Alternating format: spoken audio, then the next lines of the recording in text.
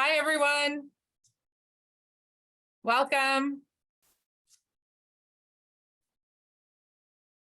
All right, we've got 35 here right on the button at 7 p.m. That's pretty awesome. We've got lots more people joining, so we'll just give it a few minutes. Get everybody in here. I hope you like my crown of mold tonight. Sorry, I just have a question. I have to go back to the cheese room. Is this gonna be recorded that I can come back and see it? Yes. Oh, that's perfect. Okay, that's great. It won't be posted right away, but at some point, yes, it will be posted. Nice. Joseph, Okay. I'll send you a note, Joseph, once we get it posted. I'll send you. I appreciate that. Thank you so much. Thank you. No problem. Oh, this is so great seeing everybody here. Okay, just like 2 more minutes, we'll get some more people in here and then we'll get started. We've got a lot of awesome things to cover tonight, so we're going to jump in pretty quick. Looks like somebody, looks like Yvette is having a hard time joining, but Yvette, if you can hear me, I'll keep letting you in as you try to get in here. It's so great to see so many familiar faces and a number of new ones as well. A number of people joining us for the first time. So welcome to all of you who are here for the first time. Yes. Thank you, everybody, for joining. Joseph, I love your commitment that you did from the make floor. That's impressive. Hey, George.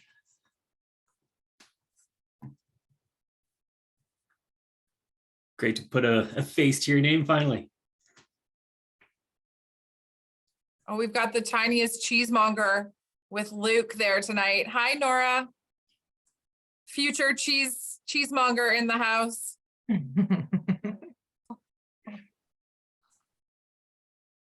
Awesome. Okay, maybe.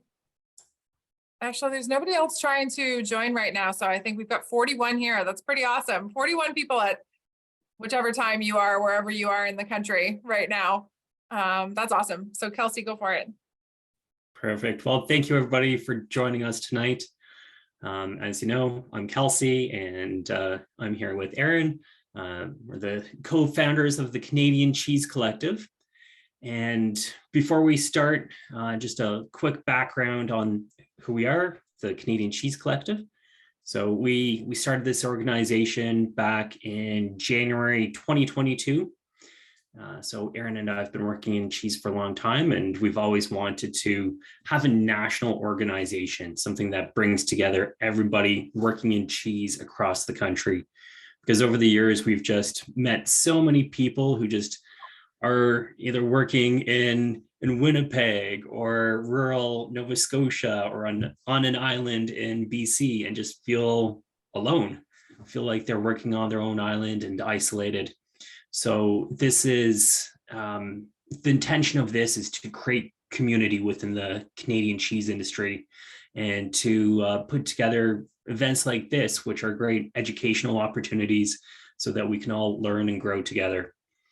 So we tried to do these every single month, and we've done meetups with cheesemakers, meetups with industry experts, and try to touch on all parts of the industry, from farm to the table and everything in between.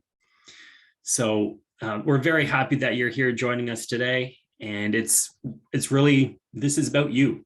You're the reason we're all here.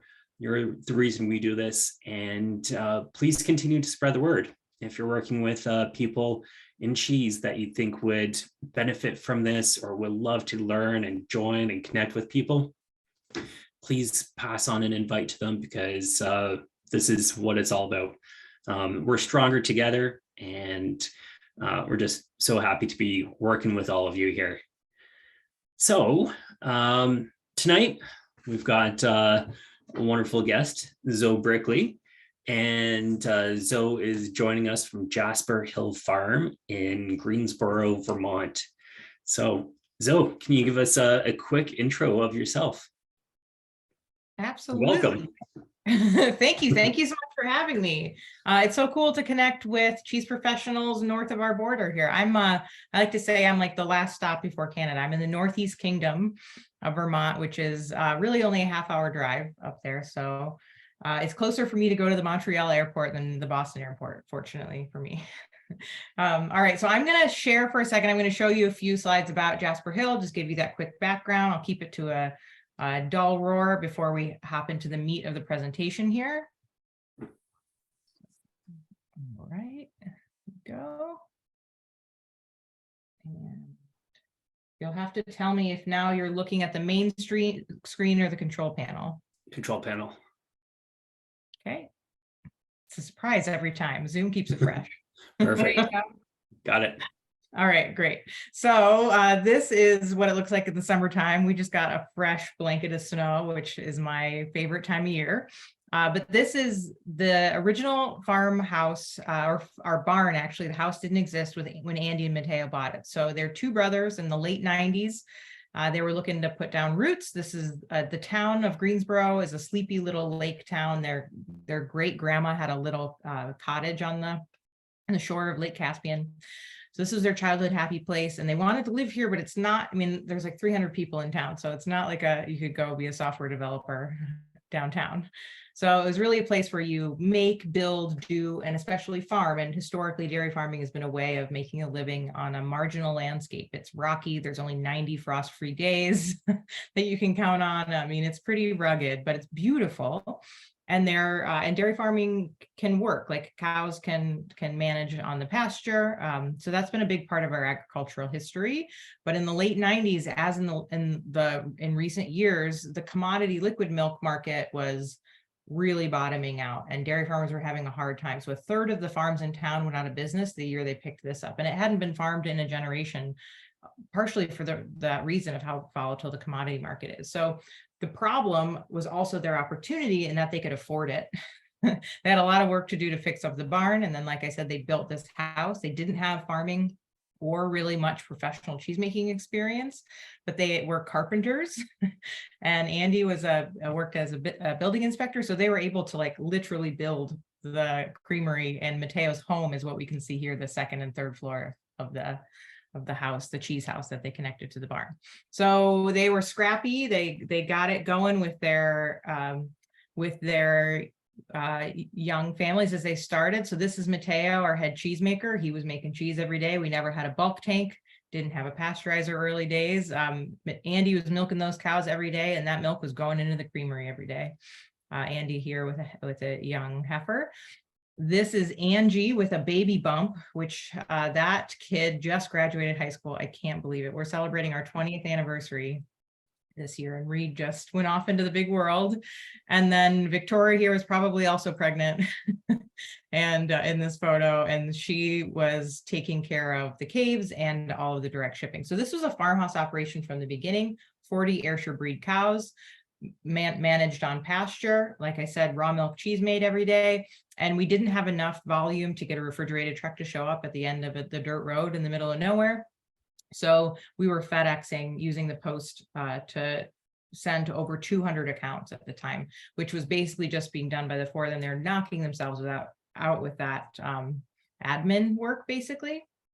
So while it was working, you know, they tossed a lot of cheese before they ever decided any was good enough to sell, which I think was one of the best investments they've made, because right out of the gates, they were recognized as being sort of darlings of the artisan cheese movement, which was on the upswing at the time, partially because of those poor commodity milk prices. And so they really seized on this idea that if they could take their raw material of milk, turn it into something more valuable before they sold it, that they could sort of harness their destiny. And what's the most valuable thing you can make out of milk? Arguably it's cheese, but not just any cheese, because if you just make a basic block cheddar, that's now also a commodity subject to commodity pricing.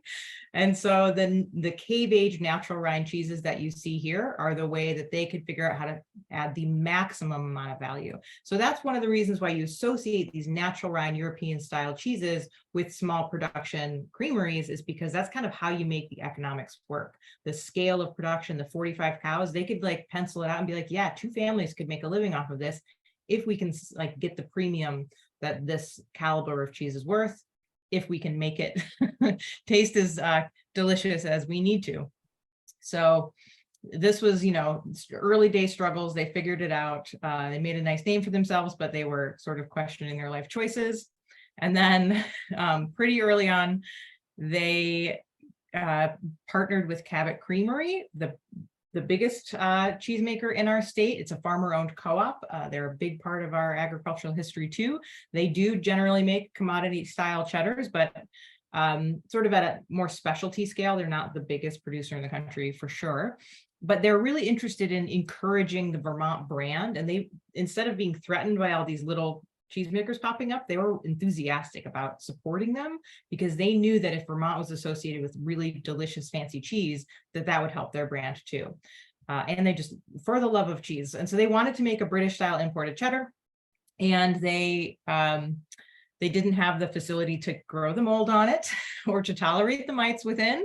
And so they kind of put out a bat signal to the cheesemaking community. A couple people tried it out, but it stuck at Jasper Hill Farm. We made a great batch and decided that we would do it as a co-brand, because once it was done, it wasn't the best fit for Cabot's sales team. And like I said, Andy and Mateo were on the phone with 200 of the best cheese accounts in the country. So they managed to get that cheese out on the market as a co-brand. Won Best of Show its first year on the market as a co-branded cheese in 2006, just a couple years after Jasper Hill started making cheese at all, which really allowed them to change the course of the company.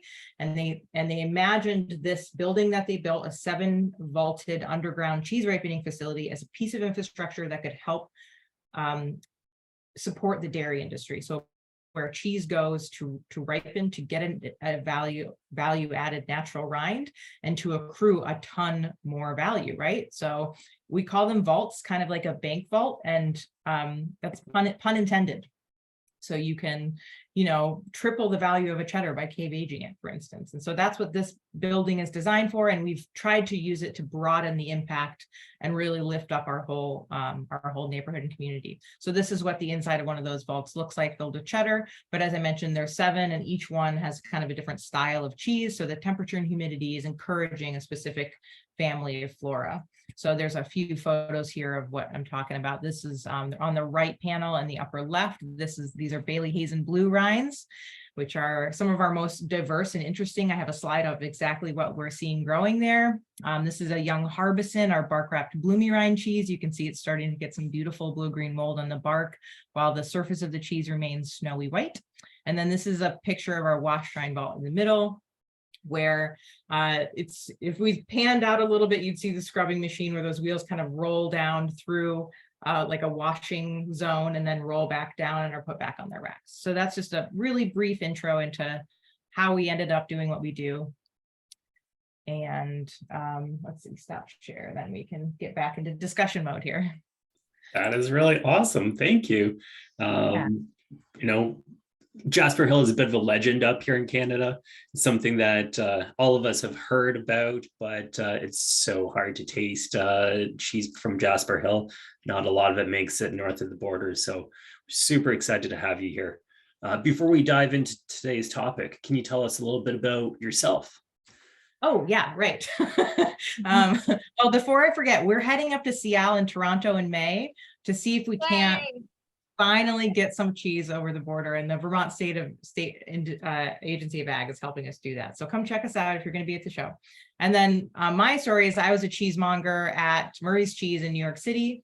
The affineur left unexpectedly, and I was like in the right place at the right time. And they're like, "Hey, you kid, go down in the cellars and figure out how to take care of the cheese." Like, it was a little more than that, but that was long and short of it. I was like thrown in head first and really enthusiastic, very happy to be there to learn, but really kind of learned the hard way.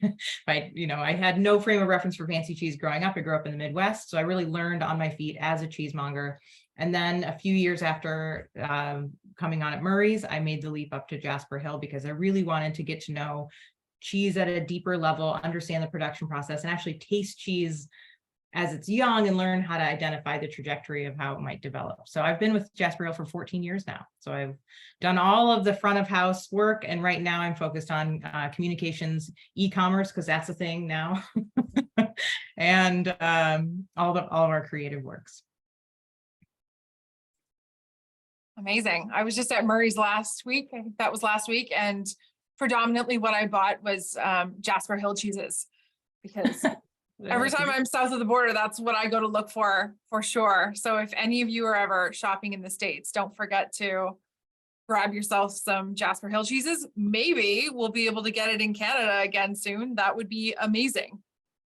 I bought a little thistle renneted Portuguese sheep's milk cheese because I can't find those around me and they're my favorite. Yeah, you always have to go and buy the thing that you can't find around you, for sure. Okay, so awesome start to this evening, but what are we doing here tonight?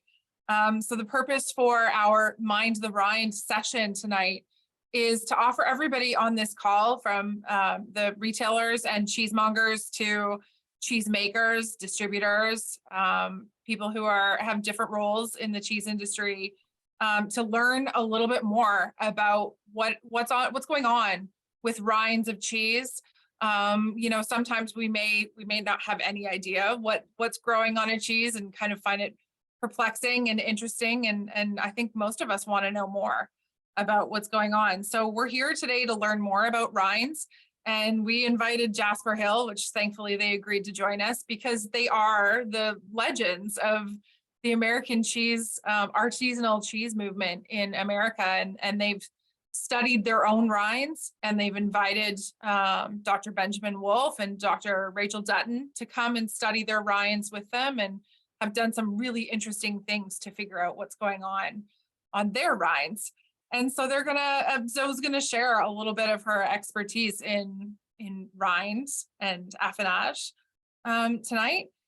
And yeah, mold can sometimes be viewed as a bad or a negative, when most of the time it's a harmless thing that can be, in fact, adding delicious things to the cheese. And it's a sign of a healthy rind. So I think Kelsey, it can be a sign of a healthy rind. So I think Kelsey's gonna start with our first question for Zoe tonight. Okay. Perfect. So starting it off fairly general here, but as we all know, like, cheese has its peaks and valleys throughout the year in terms of cheese sales volume. So November, December are busy times, but then January, February, March is a slower time of year for all of us. So do you have some general rules or guidance or recommendations for cheesemongers and retailers as to how they can best preserve the quality of cheese behind the counter? Yeah. So, I mean, it's a dorky saying, I'm sure you've heard, but the best place to store cheese is in your stomach, if it's not in the cheese cave before you ship it. So I think part of it is triage, is understanding what you're looking at in your case, knowing which cheeses are moving faster than others, which is probably the softer cheeses, right? The higher the moisture of cheese, the more active that natural rind is, and the more quickly the cheese is approaching unpalatability. So it's about tasting your cheeses really frequently, understanding who has some time left on it and who really needs to find that home, and then working with your coworkers, your staff, and your customers to taste, to talk, and to move those ones that need the home the most badly first. Right? So I think that's advice, because otherwise, just trying to keep cheese cold, keeping cheese in its original wrapper is really the best idea. Not many retailers are set up to actually to continue ripening cheese. And if they are, it's always a little tricky to actually source cheeses that are appropriate to continue ripening in that way, in a food safe way. So we don't wish that every retailer had a cheese cave in the basement of the shop.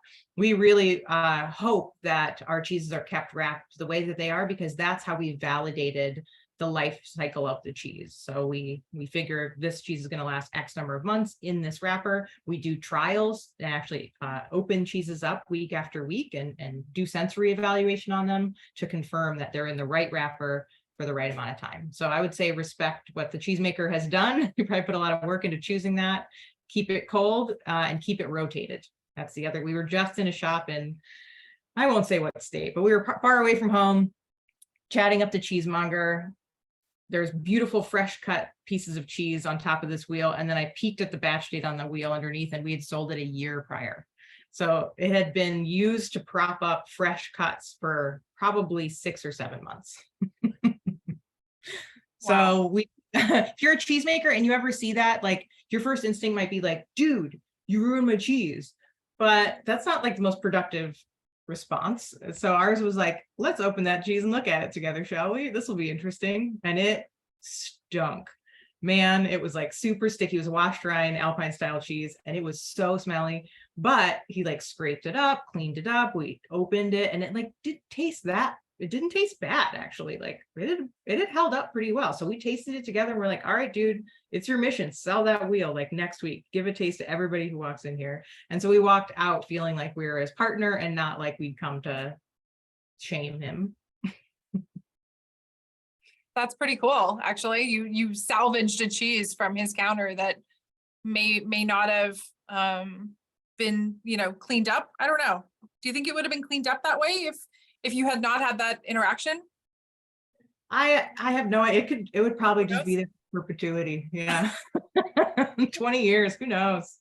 No, but I think you're right. It probably wouldn't have ended up getting sold. It probably would have gotten shrunk, and then that would have really hurt that shop's numbers, and then they probably wouldn't have reordered that cheese ever again. Interesting. I'm gonna take advantage of like a sub question here. I'm already going off script, which I tend to do. Sorry, Kelsey. But a sub question of that first question. So I think people are probably thinking about it. So soft ripened cheeses, I mean, cheeses in general wrapped in plastic, the whole plastic wrap. Oh, should we wrap our cheese in plastic? Is it going to taste like plastic? But what about specifically soft ripened cheeses and plastic? Do you have any comments about that? Yeah, I think plastic wrap is just a reality. I'd love to say like, all right, everybody, we're all going to wrap our cheese in expensive French cheese paper, but we know anecdotally that like it doesn't sell that way. The customer wants to be able to see it, and they want to understand what they're looking at more than they could if you pre-cut a whole case in opaque paper. The trick is just not leaving it wrapped in that same plastic wrap too long. Some of the best shops I know, actually, they show up 2 hours before service. They unwrap every cheese. They give the surfaces a quick scraping, facing the cheese, it's called, and then they put a fresh wrap on it. And so even if they give that first cut off a piece to the first customer that walks in, it's going to be a fresh cut. Soft cheese, like if you cut a harbison in half, like if you could manage to do it and it doesn't gloop out, it's a bark wrapped, gooey cheese, you can usually spoon out the top. If you can manage to get that cut in half and you can wrap half in plastic, just try to sell the other half that day, maybe the next day, or use it to sample if you're not able to get it out the door that same day. So again, higher moisture cheeses are going to be more susceptible to absorbing that plasticky taste and suffering. Harder cheeses are going to be more resilient. Okay, I can think of so many other questions already, but we'll move on to this next one. So best before dates are a complicated topic and depend on several contributing factors like the style of cheese, the condition the cheese is being stored, and the cheese itself ripening the way it was intended. Perhaps there's a seasonal effect caused by changes in the milk, etc. On top of that, cheeses are imported into the country, not yours, but imported cheeses are often given an arbitrary best before date to appease the food inspection gods. Can you walk us through some best practices in regards to managing best before dates at the retail level? How would you recommend a monger store a soft ripened cheese? I guess we kind of went into that. Yeah, how would you deal with best before dates at the store level? Well, we all know that food turns to poison the minute it hits its best by date. It's just science, guys. Sorry, being sarcastic. Death by cheese on 1 minute past the date. We program our cheeses to physically explode when they hit their sell-by date so that no one eats them. No, we have mixed feelings about them. On the one hand, before, like, we resisted putting Best Buys on cheese because it's such an estimate. Every batch develops differently. Some batches are great tasting 3 weeks after their Best Buy dates. Others are like maybe too ripe for a few of your customers the day before the Best Buy date. Still totally edible and safe on both ends of that spectrum. But it's really a ripening spectrum, and every batch goes down it differently. So we resisted putting it on there, and then finally we got to a certain scale where our customers were requiring it. Also FSMA, Food Safety Modernization Act. So when we did it, we saw less dead cheese out in the market, I have to say, especially our soft cheeses, because certain retailers, if they weren't checking in and tasting their cheeses really regularly, would just leave a harvest in there indefinitely. And we'd show up a lot and be like, yo, dude, have you tried this lately? You got to taste this cheese. And we had a lot more uncomfortable conversations. So now we don't see dead cheese out there, but I bet there's cheese getting shrunk before it needs to be. In that somebody sees it, they know a customer is going to see it and they're not going to buy it, especially if there's a fresher batch there. And so it's a double-edged sword. It's definitely, we look at it like a guideline and a suggestion. So it can serve a good purpose, but it, like I said, like every batch is different and nothing about it is going to become poisonous. We end product test all of our cheeses before we sell them. So especially if you've left them in their original wrapper, modern dairies are verifying that they're safe when they're wrapped and they're not going to become contaminated after they ship. So the only thing that best by date should be indicating is that most customers might find the taste to be overripe, or they just have to put a date on it that's within a year. And that cheese could actually be like improving past its best by date. So again, the best way to know is to interact with your cheese, open things up, taste them, sample them, rewrap them. And so you used the term dead cheese a couple times. It's possible there could be some people on the call that don't quite know what you mean by that. Do you want to give an industry overview of what you mean by dead cheese? Dead cheese, it's very subjective. My mom eats what I consider to be dead cheese and she loves it. She will find the gnarliest, ripest soft cheese in the case and just like love it. And that's great.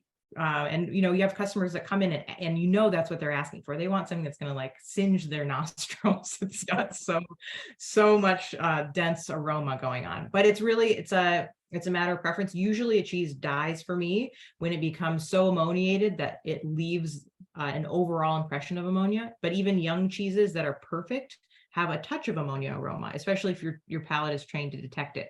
So it's about that going above a threshold that most people would like. But again, if you have that old dude coming in being like, give me something that's going to make me feel alive, like you might want that cheese that's a little bit too ammoniated for the next customer. So knowing where your cheeses are at, knowing where your customers at, but it's usually a little too ammoniated. Soft cheeses can get too bitter for most palates. Again, most palates. And then I think that's really most of it. Otherwise, you'll just get like maybe like muddied, overly earthy flavors that again put it into a realm that is going to be less approachable or enjoyable for most customers. And we had a question from Melanie about the terminology of something being shrunk. And that's kind of like grocery lingo or retail lingo for things that you waste, things that you throw away, that have never been sold. And right. Shrink can also include, usually like it encompasses sampling because it's hard to say like, well, this part I scraped off and this part I put in someone's mouth. So it's about the cheese. That's the difference between the cheese you buy and the cheese you sell would be the shrink. And specialty cheeses usually have a higher margin structure at retail. So you might have a 50, 55, 60, 65% margin on cheese. And that's not just because you have more labor behind a service cheese counter, but you have to account for sampling and shrink. You've got to be able to sell, to sample in order to sell these cheeses, as I keep saying over and over. So if you're designing a cheese shop or managing your margins, put a little bit more on there than you think you need so that you can keep things moving by sampling. That's a great tip. I tend to agree, even in today's pricing increases continually. Yeah. Kelsey. Perfect. Right. So, Zoe, you mentioned triage. As mongers, retailers, we all have to do triage sometimes, especially because sometimes, cheese is on a long journey quite often. It typically, it might be coming from overseas. It might be coming from, across the country. What would you recommend to cheesemakers in terms of triage practices if they receive a cheese like this? Or potentially one with even more mold like this one here. Wow. Yeah, that's okay. So this is Taleggio. Both of these photos are Taleggio. The first one, from my experience at Murray's, the brand that we got, that looks like super typical.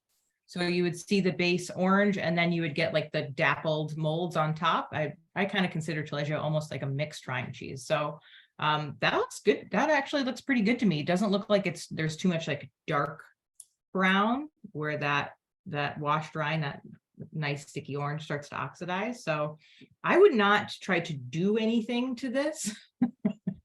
I would, like, of course, sample it, cut it, maybe kind of pat it down with a gloved hand. But if you try to like alter the appearance of something like this, you can start to make it look quote unquote worse. You can sort of like smear the vertical mold. And so I would say less is more when it comes to trying to alter the appearance, especially of a cheese like this. And, you know, sometimes it's just about getting customers to eat it sooner rather than later, right? Because as you said, Yeah. best place to store it is in your stomach. And this is ready to go in that stomach. So here's another Taleggio. This one's got a bit more mold. Yeah, this looks more like Saint Nectaire or Tombe Savoie.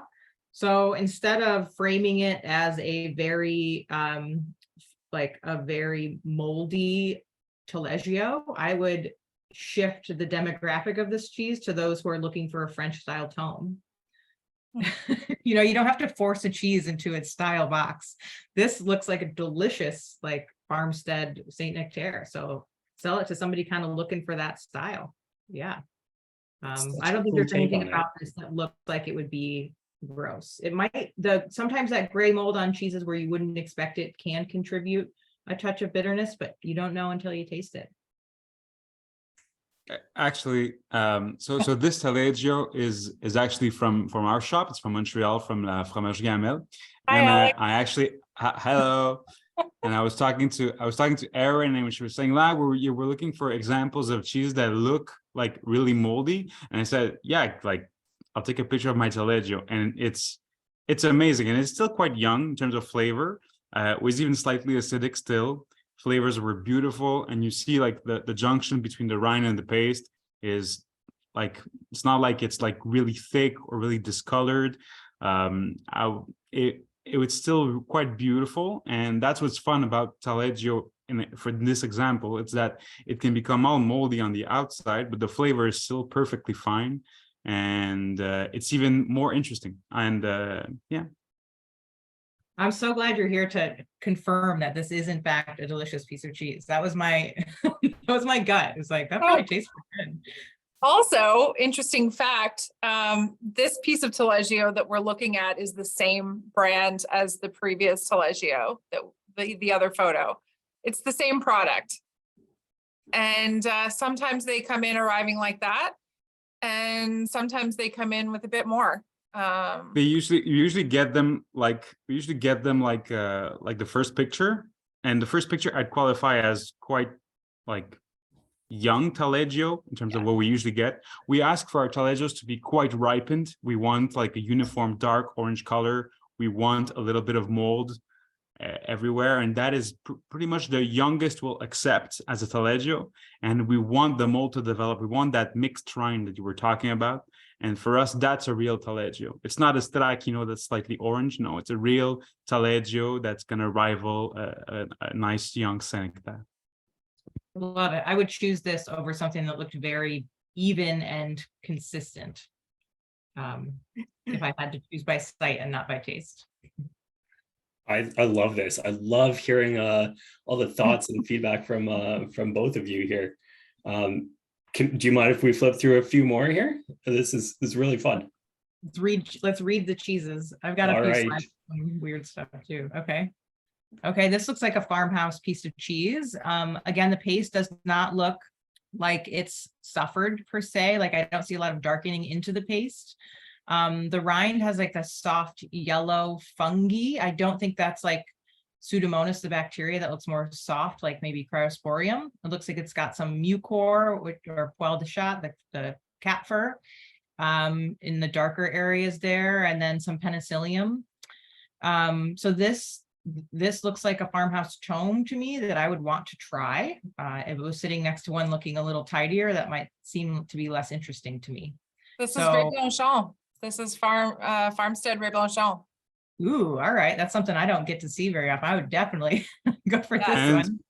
And same thing, it's also from us, and we weren't used to getting them that way either. The Chrysosporium especially was not something that used to populate the rind of our reblochon, and the same thing for the poil de chat, the brown gray brown on the rind. But that happened because our producer our affinar had to switch producers, because the original producer who we used to work for like 2 to 3 years, she couldn't produce anymore. There's milk shortages in Savoie, so they switched. They went with another producer who could not guarantee the same look on the reblochon. And so our reblochon started getting a bit more grayish and yellow on the rind, and some it became too much. It was like completely yellow and or completely brown, and those we had to ask for some refunds. But this was perfectly fine. So the flavor is not affected, and they were used for tons and tons and tons of tartiflette over the last month or so, and clients, they loved it. Clients asked questions, obviously, so we unpacked several of them to showcase the rind before they bought them, because usually they're all wrapped in their original paper. So we really wanted to showcase the rind to the most people possible, so they would ask the question in store, instead of having to be on the phone all day with people like, oh yeah, I unwrapped my reblochon, it's this color, why am I gonna die suddenly during the night? No, it's fine. So yeah, a lot of even sometimes clients will ask for a refund. They'll say, no, this is not the good cheese, and I'll be with them for 5-10 minutes on the phone and explain to them the science behind it, and I'll tell them, taste it, and they'll taste it and be, okay, it's true, it's perfectly fine, okay, see you next week, bye. Yeah, you just illustrated a great point in that first, you're talking to your customers and actively tasting, and secondly, that you have a relationship with your supplier that sounds positive, where you'll give every best effort to move something if it's tasting great, but that you have the rapport so that when a cheese isn't going to move and is going to hurt that cheese's overall sales, that you can work it out with them. Sometimes, like for me, I would much prefer a customer reach out and ask for a sampling credit to be passed through the distributor than to not say anything, not move the cheese and never order it again, or to ask for a full credit before they ever open or taste the wheel, because they're worried that it's not going to sell or that it's out of spec. So Yeah, tasting is key. Tasting is key. If you can't be a cheesemonger if you're not tasting your product, whatever it may look like, you just need to taste it. It's the basics. Yeah. So we've been talking a lot about like the sensory aspects of the cheese, the importance of taste, and explaining the visual part of the cheese to customers. But Alex, you also touched on the story as well, and you explained that you're now Daphner is now sourcing it from a new producer. And I think that's a really important part of the story to share with customers as well, so that they can better understand the whole process. Like, cheese is not just something that magically appears in the counter. Like, there's a whole chain of events that lead all the way back to the farm in France where it was produced. Well, ignorance is what leads to fear, as Yoda said, I think in Star Wars, whatever. So ignorance is what leads to fear with the clients, and sometimes they're gonna be afraid of the product because they don't know anything about it. So the stories, they can create a better understanding for the clients, and they're just so important.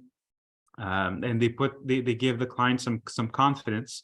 They also create a rapport between us and the clients, which in the end it just leads to people being happy about what they buy, and not being mad or whatever, because sometimes clients won't call back, they'll just never go back to your store. So it's important to actually to actually give that information firsthand in the store, not just wait for feedback, just give it at the beginning. All right, one more cheese here. All right, this also looks like a real piece of cheese. like a real good piece of cheese. Yeah. So this looks advanced in its ripening. What is encouraging to me here is that it looks like it's been away from the creamery for quite a bit, but it hasn't gotten like slimy or wet, which means that it was probably kept in its original paper or an appropriate paper, and it's lost moisture. And so you can see it's kind of shrunken down a little bit, and that bodes very well for the flavors having been held up, as opposed to something that looks like slimy and slumped, which would be more likely to be soapy or bitter depending on the milk type. So this I could see why this might take some storytelling and some sampling, especially like the darker spots of the cat fur that have come here alongside like what was probably blue and has maybe gotten a little darker. But again, this is not a cause for alarm to me, especially because that paste looks so beautiful. The paste has not gotten brown and dark, and it does not look slimy. So I'd eat that. Same thing here. The trick would be to cut them in half to show the paste to the clients. We have a poulini here, raw milk poulini. The other trick obviously was to import it by plane. So there was never any plastic involved. The shipping was extremely quick. We get them at 15 days. That is just like, that's impossible in the States.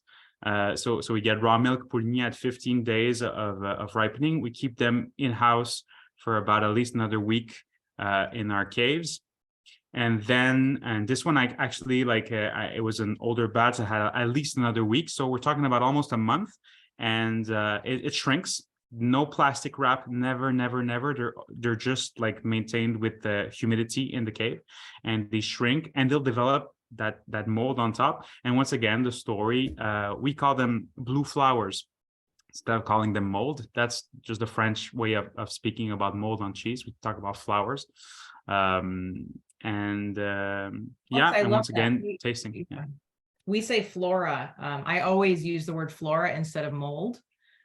Microflora, flora, and the fleur, like the flowers. I think that's the right angle, the right language. When you're talking to a distributor, you can use the word fungi, bacteria, yeast, what you're seeing, or mold. But to communicate positively to a customer, it's like, look at this beautiful flora that's been cultivated on this cheese. Somebody worked really hard to get this. And goat cheeses, once they age and they dry out, they'll develop these beautiful buckwheat flavors, and honey flavors, very floral, actually real floral aromas. And I think it's important to talk to your client about it and really like push forward the beautiful flavors of the cheese, even though it looks weird. And this is like considered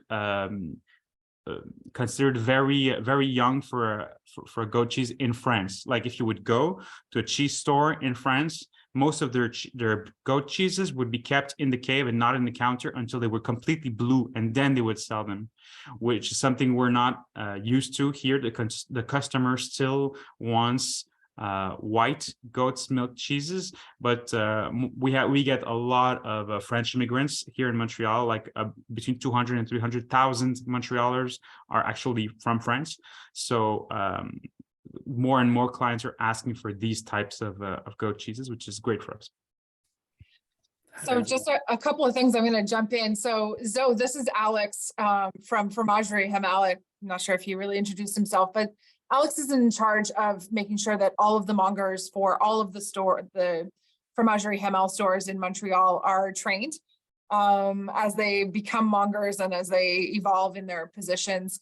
And he's done many different things for Fromagerie Hamel, but he's also managed their aging facilities as well. And so thank you, Alex, for adding so many awesome points to these pictures. And one more comment, I guess what I would say is some of the cheeses that you're seeing here today, they are from Fromagerie Hamel, which has some advantages of making it easier to sell cheeses with flowers on them like this than possibly in other parts of the country. where the culture is not the same. The clientele is not coming predominantly from France or coming from areas where they're just not as comfortable consuming cheeses with rinds that look like this. But it is ultimately up to the cheesemonger and the retailer to be able to like start the culture of selling cheeses that look a little bit more like this, of you know, aging their cheeses properly in-house if they're, you know, if they're looking to do something like that, you know, not selling them immediately. Yeah, so just wanted to add that. I love it. And Alex, you look familiar. I think I probably came in and bothered you in the shop at some point. There's a couple questions. Sarah is like wondering, if you don't have a cave, what to do. Again, in the original packaging, the Cheesemaker is assuming that you will keep it in its wrap, or maybe if it comes in a wooden box wrapped with like perforated film, leave it in whatever package you got it for as long as you can. I think that's the best piece of advice. And then especially for a soft cheese like this, I would wrap them in cheese paper if you need to wait to sell them, in a 2-ply nice cheese paper. And then if you can leave the piece, the working piece, example piece, unwrapped, or if it dries out too much, in plastic during the day, and then put it in cheese paper at night, especially for the very fragile young cheeses. And then Karen wants to know, like, so even that dark mold, that dark flora is not going to hurt you. And to paraphrase Dr. Ben Wolf, if you can see it, it's probably not going to hurt you. So we're not worried that the pathogens of concern in cheese are not visible to the naked eye. So these vertical growing flora on the cheese, they're not a food safety risk. It's just an aesthetic thing. And in fact, they're probably contributing character and complexity to the product. So that makes it easy. You don't need a microscope. You don't need to be able to identify and name everything that you're looking at. You can rest assured that that's not going to be the issue. Yeah. Domes, right? Instead of leaving it naked in a cheese case, you could put the soft cheese under a dome so that you can visually see it without having it in plastic. Yeah, that's great. All right, how are we doing on our agenda, guys? We're on like question number 2 here. No, we're a little bit farther than that, slightly farther. I was just going to start number 4, but we've actually covered quite a bit of it. So I thought I would like paraphrase a little bit. So Kelsey sort of talked about triaging cheeses, and there was a little side comment there, which I'm going to add into my question sort of. So how would you recommend that people in general, if they receive a cheese or they have a cheese that has, to quote you earlier, a fugly looking rind, you know, an extra funky looking something is in their case, and they have to proceed with making some decisions around whatever the molds might be on their rinds.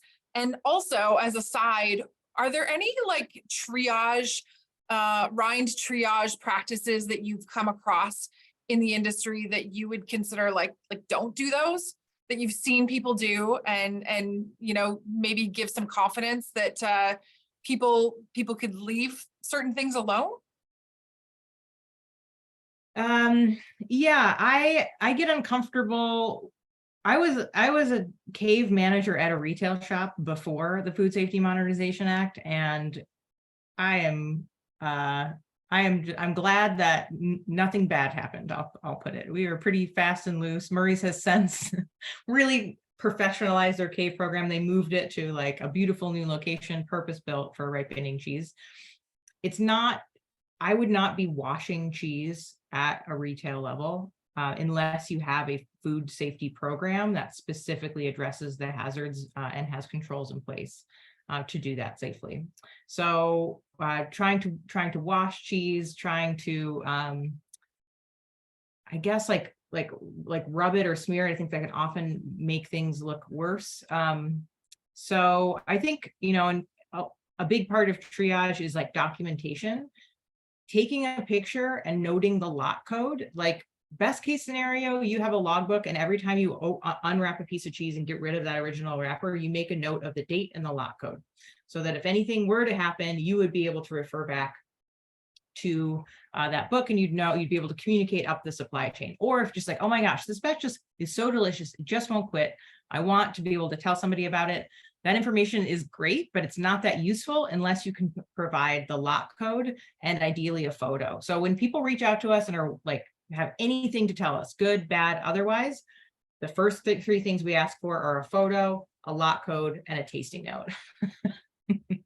And there's not much we can do for you unless we have those three pieces of information, other than just be like, all right, better luck next time. But if we have the lot code, we know the exact day we shipped it to the distributor, how long it was in the supply chain. We have our tasting notes. We probably kept some of that cheese and are continuing to taste it. We understand what it's like ideal ripening trajectory is. And if what you're seeing is really far off of that, then maybe we can start to deduce, like, did something happen in the supply chain? Did it get misrotated? Did it get left on a loading dock too long? Those things are usually pretty rare. It's usually just like it spent a long time in a refrigerated transit situation. It's unusual that something else would have been going on, but that information tells us so much, and it really helps us improve our processes and our relationships and systems with our distribution partners. Oh yeah, my cat is, I made it so that she couldn't be right here, which is where she would prefer to be right now. Okay, bright pink, Wendy asked, I thought bright pink was an issue. I have personally, like in my 20 years in the industry, the only foodborne illness that I've ever heard associated with cheese were Listeria and Salmonella. E. coli, maybe. So Listeria, Salmonella, E. coli, and Staph aureus, which like is a milk issue that I've never seen play out in the public eye, but I've never heard of anybody getting ill from any visible bacteria on the outside of a cheese. That pink is a bacteria more than a mold. And I think what Dr. Ben was saying is that if you could see it like growing vertical, especially like molds and fungi, it's very unlikely to be a food safety issue. And part of it is that when you're making cheese, you're acidifying, salting, and dehydrating the milk, not just like totally random shit that grows in your fridge on high moisture, low acid foods. You know what I mean? Like you're creating a set of selective pressures that's going to narrow the group of microbes that are able to survive on a cheese just through the cheese making process. So it's not like totally random and any possible mold in the universe could be on that cheese. It's really a narrowed group that can stand the high salt, acid, and lower moisture than a fresh dairy product would have. Okay. Okay. Let's see. Did So I answer your question? Kelsey, yeah. No, that's good. You know, I had a link about some specific molds, but we've kind of already talked about them. So I think I'm gonna skip that. We've talked about mucor. We haven't really talked too much about Scopulariopsis. There's some interesting information available. Did you want to talk a little bit more about, you've mentioned Ben Wolf a couple of times. Did you want to talk more about him and what he's done with Jasper Hill Farm? Yeah, absolutely. And I have like a super sweet slide that took 5 years of Dr. Ben Wolf and Dr. Rachel Dutton with the DNA sequencer at Harvard. They spent 5 years making us this slide, and it's like my fave. So let's see it. I can't wait to share it with you here. So, okay, it's going to come up on my selected pressure slide, which is what we were just talking about. This is just a visual metaphor for the cheese making process, having those controls in place to narrow down the starting lineup of raw milk flora to what's going to end up on the finished cheese. Okay, and then let's see, there we go. Okay, so Dr. Ben and Dr. Rachel called us and they said, hey, we just got funding for 5 years at Harvard. We have access to a DNA sequencer back when that was harder to come by. And we'd like to use cheese rinds as a model system for studying microbes, how microbial communities form and how they communicate in the successional nature of microbial communities. And we could study dirt, but that's like too chaotic and it takes too long to learn. And you could study individual microbes in a petri dish, but that's kind of boring and you don't get the full natural scope. And so a cheese rind is like a semi-reproducible sort of wilderness that is actually very useful for studying microbes. And I think they liked cheese, but they kind of played it off like, well, it's not about the cheese. It's just like the perfect medium for microbes. So they asked if they could come scrape our walls and take milk samples and our rinds and tell us what was growing. And we were like, you can do that? Like before it was just like, blind faith. Like, we're going to do the thing. We're going to make sure it hits the right pH and salt, and then like let her rip. So this is the first time that we ever really knew for sure what was growing on our cheese. So what's happening here, this is a time lapse. So these are samples taken over time. So on the bottom, you can see how many days old these wheels of blue cheese are in the vaults. And these are different batches. We just line them up for effect here, but essentially they would have been scraping the same batch of cheese over time. And then plating up what they found. And up top is bacteria, because Rachel focused on bacteria. And at the bottom is fungi, because that was Ben's focus. And so they sort of divided and conquered. And what we're seeing here is like the general proportions of populations of these specific microbes over time. I couldn't tell you what every single one of these does. I have like some ideas, but this is really just to illustrate like how dynamic and sort of wild these rinds of the cheese are. The Candida continuata, that's a yeast that colonizes the surface. It's more acid tolerant than others. And so, it makes sense that there's a lot of that at first. It makes a nice place for everyone else to live, and then it sort of gets outcompeted and its life cycle wanes as the other things grow. There are starter cultures still present in the beginning, the Lactococcus probably.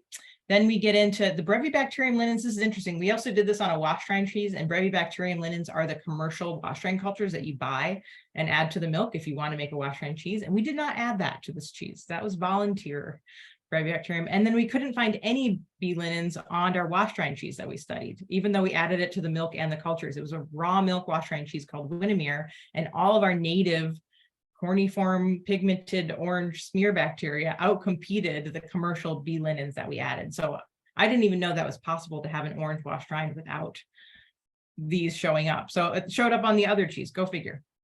And then this one here, just to kind of illustrate the point of the slide, it's a lot to take in, but this little purple blip here is the Cluveromyces lactis. That's a commercial culture, KL we call it, and it makes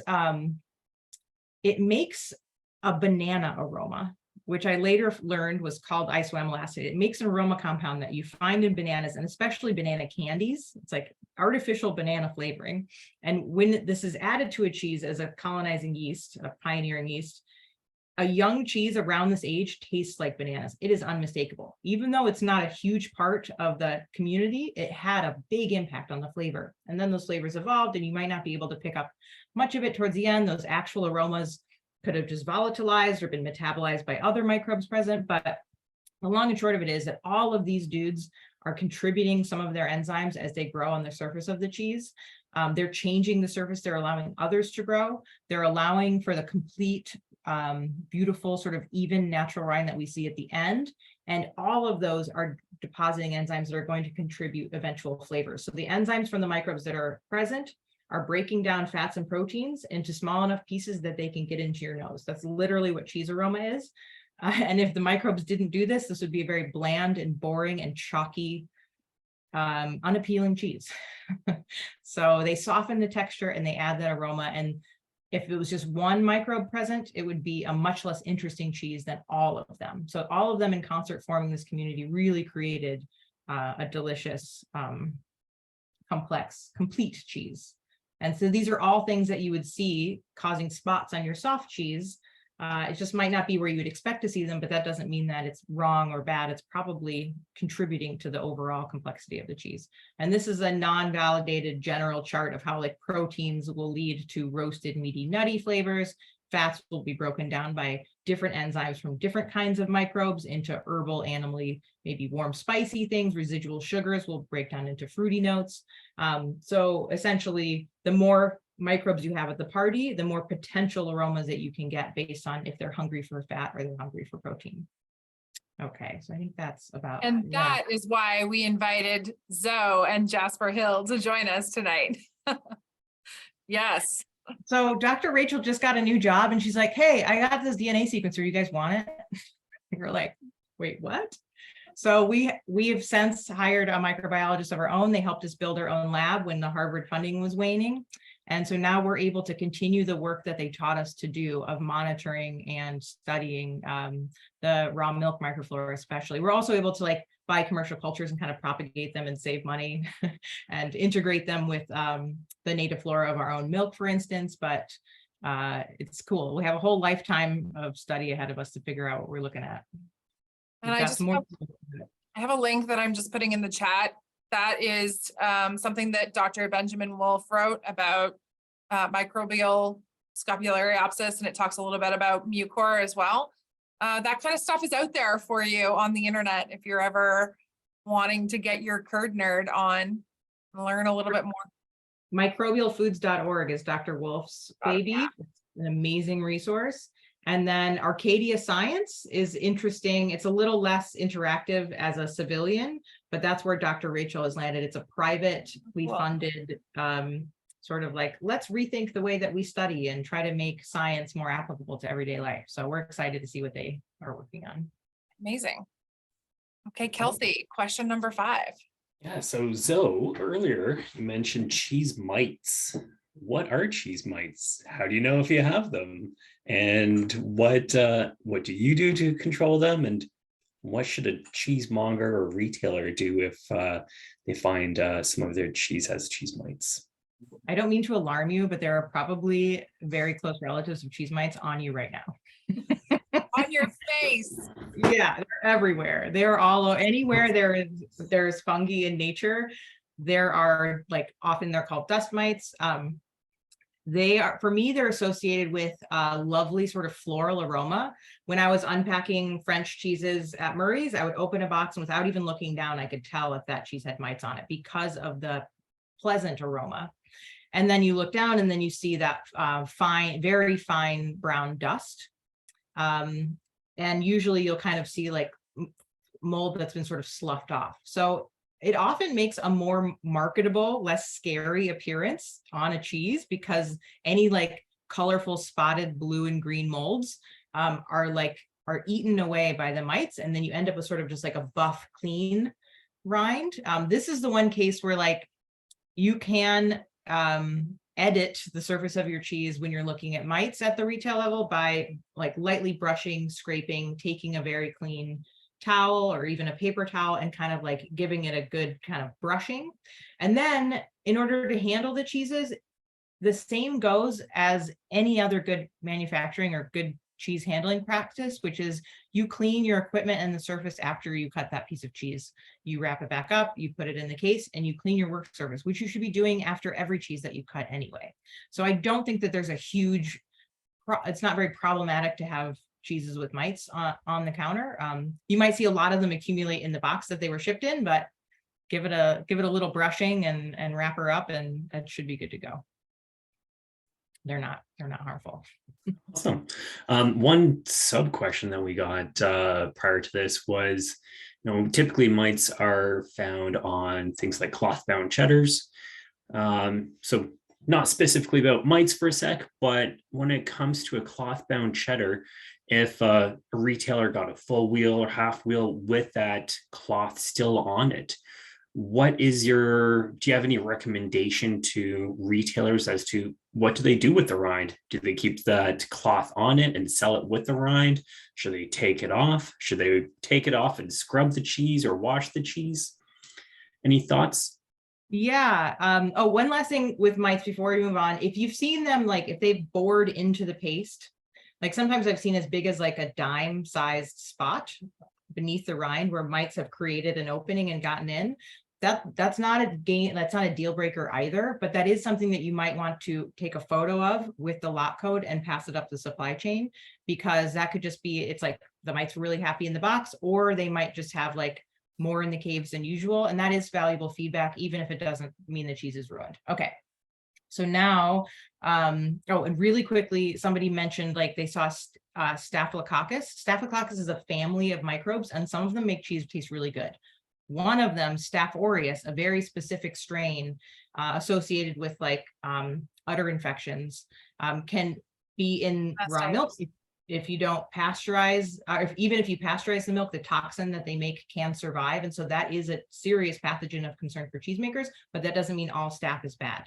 Same with E. coli and coliforms. E. coli 9H57 or whatever, there's like one that'll hurt you, but there's a lot of coliforms that contribute positively to cheese flavor. You can buy staph and coliforms from commercial catalogs even.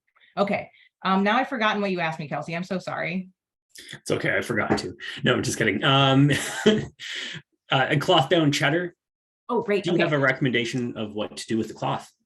Yeah, so I would be so impressed with you if you like scored the cloth before you cut every single retail wedge and like sent everyone home with like a wedge with a sliver of cloth alongside. Like if you can do that, like you're amazing and my hero. But it would be totally acceptable to have your working piece on the counter stripped of cloth, and any wedges that are set aside and waiting to be brought into the active cycle, keep the cloth on. So basically keeps the cloth on for as long as you can until you're at the quarter or the eighth wheel mark. And then once you're actively cutting and wrapping for customers off that, that's when I would take off that cloth. But that helps protect the cheese. It helps, it's one more surface that plastic isn't touching. Yeah, it's more stable place to be. And under the cloth, is there ever anything that needs to be tended to on the rind of a cloth bound cheese after you You take might it have off? some mite accumulation under that cloth. And that's another time where like I use a knife, a paring knife, just to like I'll put down paper. I'll take off the cloth because usually there's a bunch of kind of debris that comes off as you do that, retired molds and mites. So I do it over a clean piece of paper, and then I give the rind a scrape with a paring knife, and then I kind of fold it all up and then set the scraped cheese on a fresh surface to the side, and then like kind of ball up the paper I've stripped over. So no scrubbing required. Yeah, you don't need to get into scrub brushes can have weird bacteria in them. You know, don't do it. Okay. Perfect. Aaron. Yeah, next that's for you. question. So Jasper Hill Farm makes a very well-known spruce bark wrapped cheese called Harbison, made in the style of Mont d'Or from France. And there's a similar style made here in Canada called Adore. It's made by Fromagerie Montebello. Harbison often has some blue-green mold on its rind. You can tell where the mold can you tell us where the mold comes from, how you communicate about it to retailers, mongers, and the average consumer. So this is a picture of Adore, which is made by Fromagerie Montebello in Montebello, Quebec. And I can also post in the chat box a PDF that you have about Harbison. Cool. I was actually going to bring up that slide to show how sort of intense we see it and celebrate it. So this is definitely like has been my life's work of reassuring people about the bark on Harbison. So basically the bark strip is a different ripening surface than the cheese itself. And so you tend to get different development. So you can see on the upper right-hand corner here, this is really typical for how Harbison looks. You start to see the blue and green molds, which are in the air. We're not going through airlocks and scrubbing ourselves down in between caves. We have a more old world laissez-faire approach. Like we're very intense about food safety, but in terms of airborne things, like we do have positive pressure in the vault so that more air is coming in than is being exhausted, so that when we open the door, air rushes out into the hallway instead of opening the door and having it suck the random air from the hallway in. But that's about as far as we go in trying to control who goes where. And so there's a bunch of white mold everywhere. We're always washing it off our wash rinds from this cave. And there's blue mold everywhere because of the blue mold cave that we have. Sure. And it's just always around. It's just in our lives. So it's the bark is a happier place for it to grow than the surface of the cheese. The surface of the cheese has been like custom produced to live happily ever after with a snowy white rind. And so even though there's obviously a lot of blue around, it just goes to show you that like this is a cheese that's in spec and it's not growing blue mold because it wasn't designed to in this case. And so I don't know how reassuring that is for customers, but we actually go ahead and put it on the front label. On the primary display panel, my spruce band should be modeled with blue flora. We used to put a sticker on the side of the cheese, and then that's more expensive than just having it on the main label.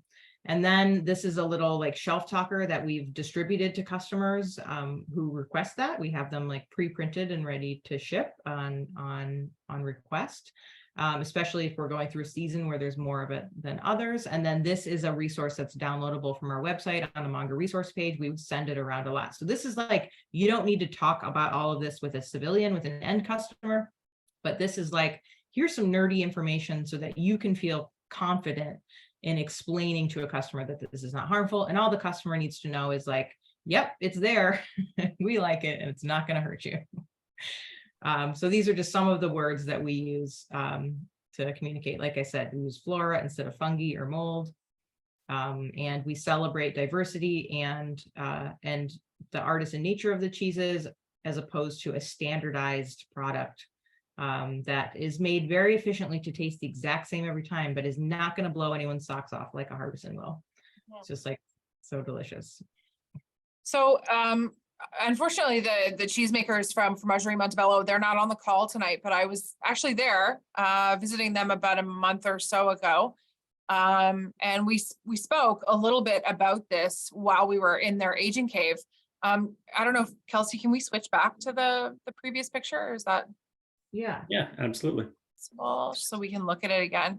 So one of the things that the cheesemaker said, I mean, unfortunately, we can't sell Harbison here in Canada, but what we do have right now, yes, what we do have is Adore, which is pretty spectacular. Have you ever been able to try it, Zoe? No, it's on my list now. That was a beautiful looking piece of cheese. We got to fix that. This is very young. This is actually a picture that I took while I was in their aging cave, and we had a conversation about selling this cheese in Canada and some of the feedback that they've had, and they've struggled at times. Feedback from retailers that their customers don't understand what this mold is and don't really want it there. And you know, the conversation started because I said, oh, can I post a picture of this online?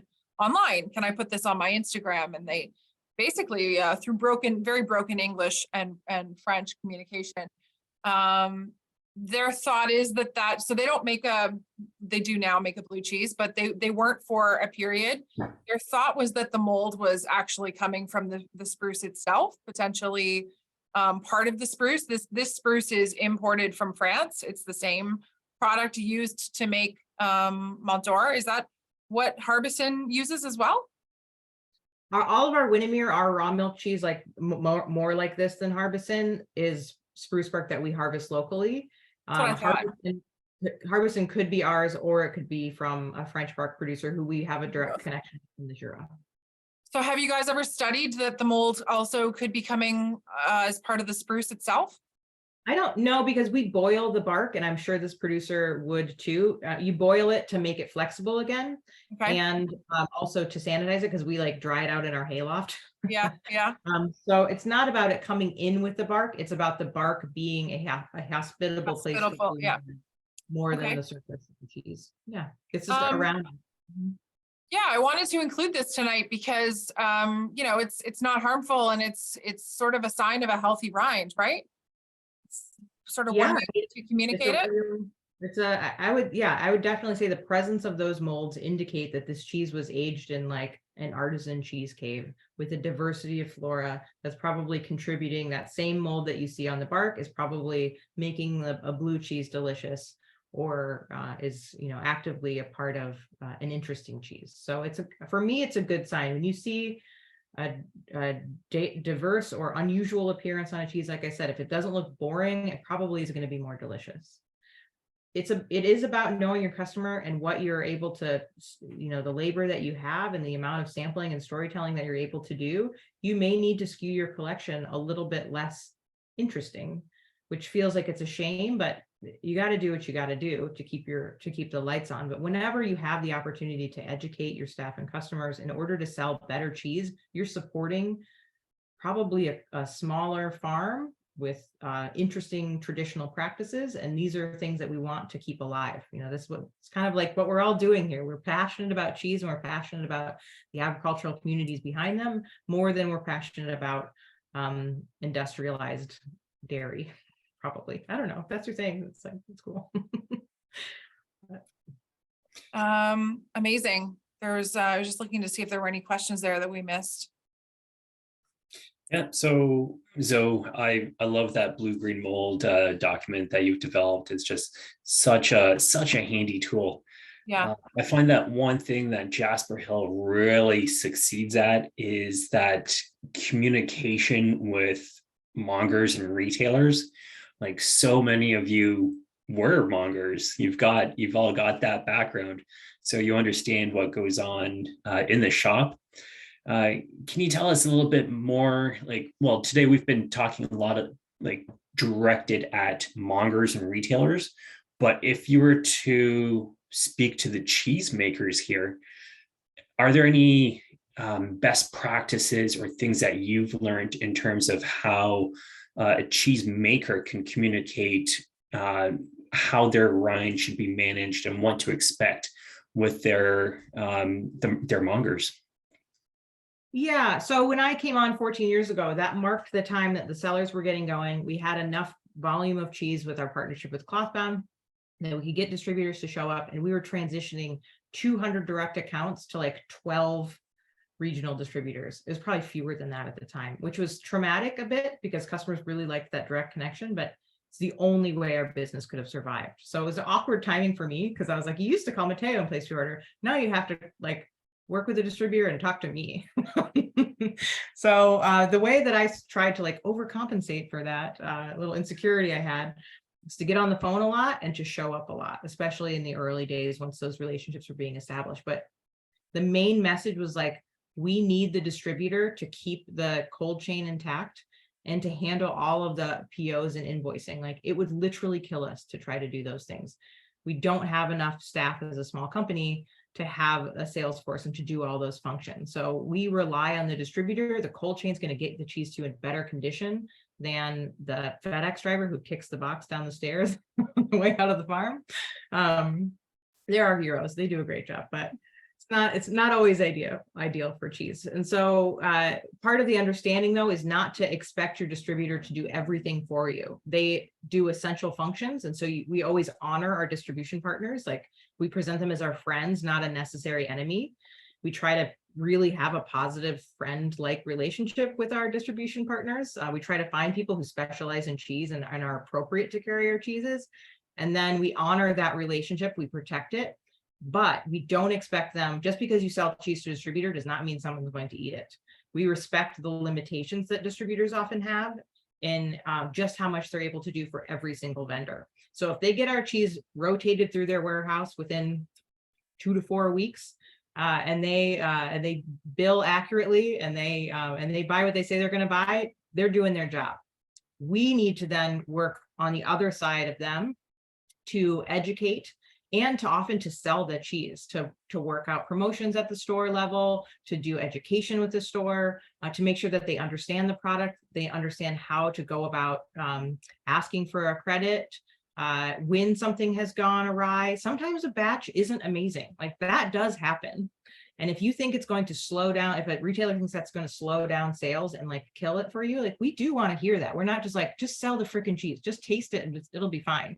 Like if you get a bum batch and it's like killing sales for you, like I would rather replace that cheese than have you be quiet and never order it again. So making sure that our retailers understand that we welcome dialogue, but the most important things that we need are a picture, the lot code, and a tasting note. And as long as we can get you on board, get our retailer friends on board with that, and make them feel good about their relationship with the distributor, actively work to improve their relationship with the distributor, things can go really well, and we have enough bandwidth to do all the things we need to do. If you found yourself, sorry, I gotta jump in. If you found yourself with a batch of something that, and maybe it's quite a large batch that needs to move and there's like some special care or notes or something that needs to go along with it, how do you get that information out there? If we do, so this happens, like sometimes we'll have like streaking on Moses Sleeper, like Mucor, streaks of gray. And that's like, we know that that's one of the most challenging things, almost more than blue. And so, and if the batch is otherwise tasting great and it's just something we're dealing with, we'll actually put an insert in the case.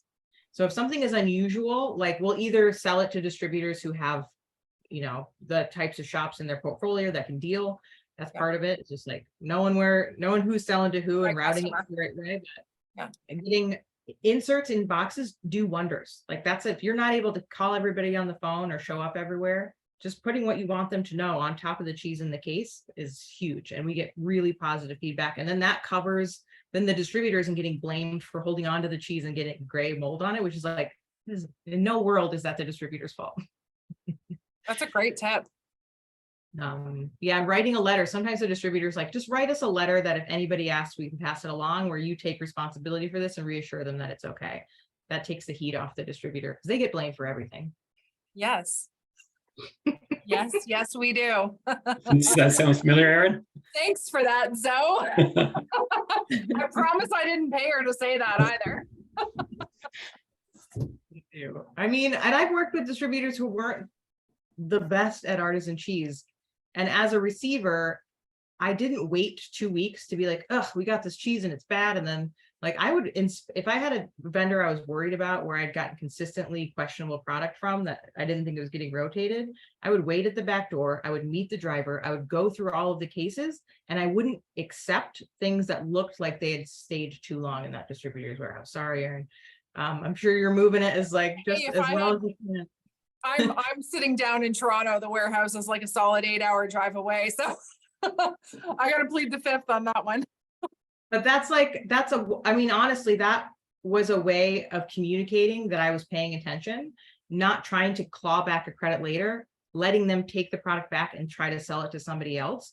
It was actually the most honorable way of trying to correct that issue, is addressing it at the minute the cheese showed up at the store. And then guess what? I started getting better and better cheese.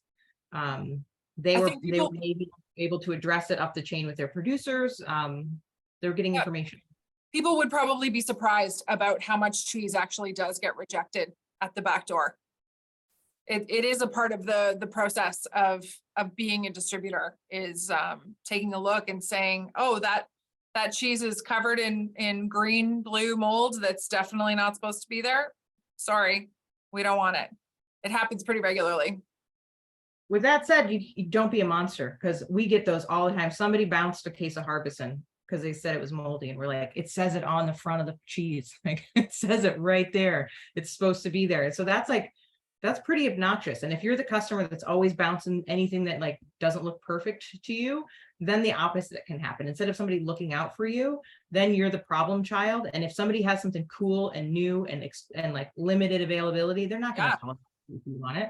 They're going to call somebody who's like their buddy, who tries to help them out of a bind, who is like, yeah, we got a weird looking batch, but I'm going to sample the shit out of it this week. And like, we're going to move it for you. Like that's like a partnership that's very productive and will serve you well. Like if you can help everybody up the supply chain, then they're going to help you out when they can. Yeah, I think it's fair to say that. I think there's relationships that grow between a distributor and a producer and a retailer, where the customer that wants the cheese that's more interesting, that may have a different rind, that may be very small produced and other people don't necessarily hear about it, but you know who that customer is, who's ready to try something different and have the really interesting stuff in their cheese counter, for sure. Gets rewarded, and intolerance gets rewarded with boring cheese. Yeah, I mean, yeah, you start to know who wants stuff that's a little bit more easygoing, that's a little bit more like always consistent, always going to show up the same way, and those that want something different. Yeah, high risk, high reward. And again, your clientele, like you might think it's amazing, but if you can't sell it, you can't sell it. So just creating that dialogue, I think is the right idea. I agree. Kelsey, did you have another one? I think the last one's yours there. Oh, is it? Did I got rid of it? Where is it? Okay, well, I know what it is. So I think what we were hoping that you would do is sort of give us an overarching, like a one sentence on how to best care for cheese. What is the absolute goal of minding the rind, in Zoe Brickley's opinion? Oh gosh. Taste and talk. That's like what I learned from Jason Hines at Neil's Yard. He's like, your job as a monger is to taste and talk. A good cheesemonger sells the cheese that they like. A great cheesemonger finds someone to like the cheese that they have. So if you're being vigilant and only letting good cheese in the door, and you're not ruining it while it's with you, then like it's your job to find a home for every last piece of cheese, and it's not about you. right? It's about setting your ego aside and accepting the idea that like there might be an old dude who wants this rowdy piece of cheese, and there might be somebody who's new to the category and that's not what they're looking for, and this is a more appropriate choice. So yeah, but you never know. You almost never can tell by looking at something if it's appropriate to sell or not. You have to taste it. You gotta taste it. Yeah. Well, what a great call. So this has been an absolute pleasure chatting with you. And I think we have all learned so much today. So many nuggets of wisdom that we're all going to be taking away. So everybody, please join me in thanking Zoe. Yes. Thank you so much, Zoe. We so appreciate your time and your expertise. And thank you, Alex, for putting yourself out there with your photos of interesting looking cheese. I can't wait to come back to the shops. Fromagerie Hamel in Montreal. You can go find yourself some extra funky looking rinds. Awesome. Before we wrap it up, very quickly, the next call is going to be Monday, April 24th from 7 until 8 p.m. Our guest is going to be Joe Del Ferro. He's the president of Finica Fine Foods and the chair of the International Cheese Council of Canada. So he's going to be talking all about the wild world of importing cheese. It has been quite the wild few years, and there's always interesting things to navigate, whether it's import quota, and we've got now got the UK, which is no longer part of the EU. So that's a great big question mark as to what's going to be happening with that, and how British cheese is going to be coming into Canada. And he meets regularly with the Canadian government, working with them on regulations and petitioning to allow for, I think, greater access to imported cheese. And at the same time, he also sells a lot of Canadian cheese. So I think it'll be a really great informative conversation about finding that right balance about, having those authentic PDO cheeses and unique cheeses coming out of Europe, while also supporting Canadian cheeses and the homegrown amazing cheese that we have here. So very excited. Please join that one. Send us your questions. We've got lots of things that we want to ask Joe, and we want to hear from you as well. So yes, I was just going to add to that. If anybody has any questions about importing that come to mind over the next couple weeks, send them our way. Get in touch with us somehow. And further to that, if you have any ideas of things that you would like to learn, any ideas for future sessions, if this like sparks an idea, please let us know that as well. We've got a couple more in the works right now. One is going to be about cheese education. What's out there, what are your options, and where can you go to learn more? And we've got a couple cool guest speakers for that as well. And then we're also going to be welcoming back a couple of Canadian cheese producers on another call coming up. So if you have any thoughts on any of those, let us know. And perhaps we will see you at Cial Canada in Toronto in May, early May. We'll see Zoe there. We'll see Alex Armstrong there, I believe, as well. Maybe a couple others from the team, not sure. Katie and Alex will be there. Sadly, I'll be elsewhere, but next okay, time. who did you say? Who and Alex? Lee and Katie. Awesome. Who are national and now international sales. Fingers crossed. Awesome. That's great. So anybody that's going to be at Cial in Toronto, make sure you stop by the Jasper Hill booth and eat all of their Bailey Hazen Blue, which will hopefully be there. All of their cheese. This has been incredible. Thank you guys so much for being prompt and showing up ready to learn about molds and flora.